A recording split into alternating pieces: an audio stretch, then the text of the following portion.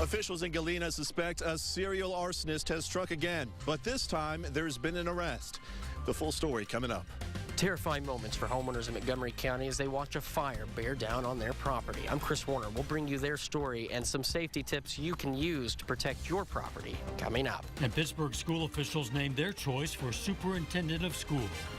The 4 states' most watched news starts now. Authorities have arrested a suspect after yet another apparent arson in Galena, Kansas.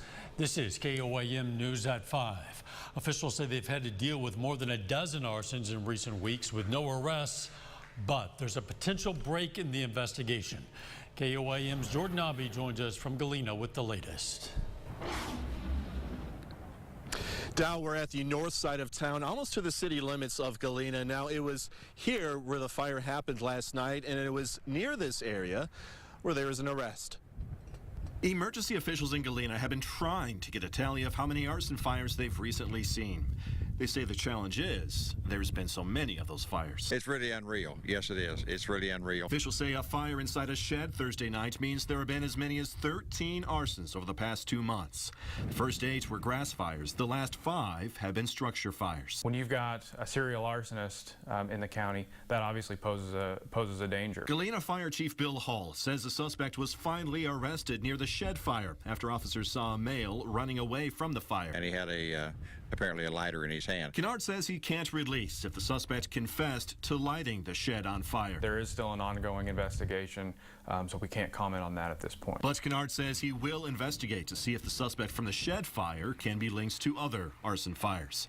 Authorities are also still investigating whether all the fires themselves are connected. In the meantime, the suspect is free on bond. Obviously, I have some concerns for community safety with an individual being released from jail on that. But that's the way our laws are set up, is that you're innocent until proven guilty. You've got a right to a bond. You've got a right to post that bond. Now, Galena's fire chief knows that more people may be fearful knowing that a person suspected of at least one arson is now free on bail, but that fire chief hopes that this suspect knows more people are going to be keeping a closer eye on him. The county prosecutor hopes to file charges on this suspect next week. Reporting live in Galena, Kansas, Jordan Abbey, KOAM News. Now back to you. Thanks, Jordan, live at the scene. Investigators are asking for your help in finding a person suspected of setting a grass fire that spread through parts of Montgomery and Labette counties in Kansas yesterday. Specifically, they're looking for a black truck with a camper shell with white lettering on the side saying, "Getting it." If you have any information, you should contact the Montgomery County Sheriff's Department. Stories coming in from that fire in Montgomery County. One homeowner and his wife tried to extinguish the flames on their own as they spread toward their home. KOAM's Chris Warner has that story. There was no way we could have got it under control. Even in our short grass, it was just burning so quick. Dan Russo recalls the flames rolling up this hill directly in front of his home in rural Montgomery County. They had helicopters. They had so many volunteer fire departments that come in, the paid fire departments that showed up. Just extremely lucky that they were able to come out here and really get it stopped before it took our house. The helicopters Russo is talking about from the Kansas National Guard, making 6 drops alone in front of his home. Rick Whitson is the Montgomery County Emergency Manager and the District Fire Chief for the volunteer departments. Says around 10 homes were in the line of fire, and Whitson says he's relieved they were able to contain the fires before any major property was lost. He credits the dedication of the firefighters on scene and the aid of the helicopters. But without the helicopters, I'm certain that the loss would have been more extensive than it was, just because I personally witnessed several events when the helicopters did save whatever structure was in imminent danger. In terms of protecting your property, Whitson says to safely fight fire with fire. So if you burn in advance and you burn a coordinated, organized fire, you can prevent that fire in the future.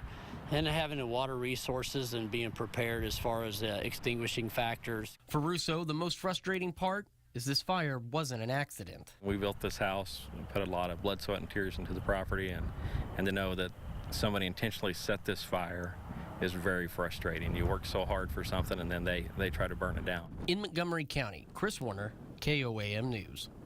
Officials tell us they estimate 1,500 acres were burned in Montgomery County alone.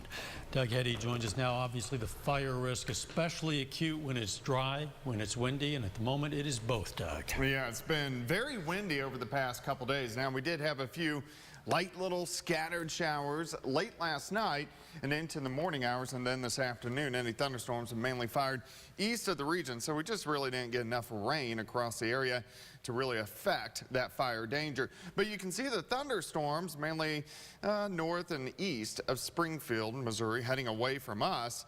We are still very warm, still very windy, 75, 78 in Tulsa, Oklahoma City at 77. We do have a cold front back to our north and to our west, which will start to roll in as we work through the overnight hours for us tonight, and that will drop the winds off just a little bit as we work through the next couple days. We'll drop through the 70s, 60s, 50s, eventually down to about 42. And of course, we're going to look into the weekend coming up here in just a bit. All right, we'll see you then. Thanks, Doug. A woman in Joplin was taken to the hospital this afternoon with a possible stab wound. Police were called to a home on East 36th Street to investigate a report of domestic violence leading to a stabbing. Police say a woman had already been taken to the hospital with a non-life-threatening injury. They later arrested a man after a traffic stop at 20th and Rangeline. If you're out late this St. Patrick's Day weekend, you might see something like this. The Joplin Police Department, Southwest Missouri DWI Task Force, and other area agencies are cracking down on drunk driving tonight through Monday with extra checkpoints. Authorities say nationwide, nearly 40% of St. Patrick's Day fatalities involve drunk drivers. You'll find more information on this weekend's checkpoints on KOAMTV.com. And that is a look at our top stories and weather within the first 7 minutes of KOAM News at 5. Coming up a little later, with spring a few days away, we look at simple tips to help you stay cool as the temps heat up. Coming up next, we meet the new superintendent for the Pittsburgh Public School District.